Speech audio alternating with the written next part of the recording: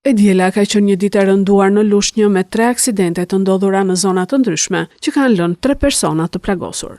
Aksidenti i parë u regjistrua në autostradën Çerm-Lushnjë në fshatin Konjat, gjatë orëve të paradites.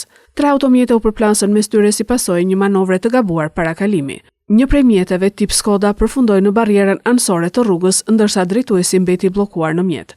Për nxjerrjen e tij u desh ndërhyrja e zjarrfiksëve, të cilët përdorën pajisje prerëse për ta shpëtuar. Një tjetër aksident ndodhi në hyrjen veriore të qytetit pranë rrethotullimit të shinave të trenit.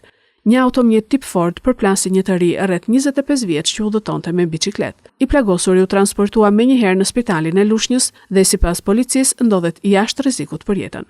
Të dhënat paraprake tregojnë se 25 vjeçari ka dalë me biçikletë përpara automjetit në momentin që ky i fundit po dilte nga rrethrotullimi. Aksidenti i tretë u regjistrua në qendër të Fjesheganit, ku 2 mjete u përplasën kok më kok.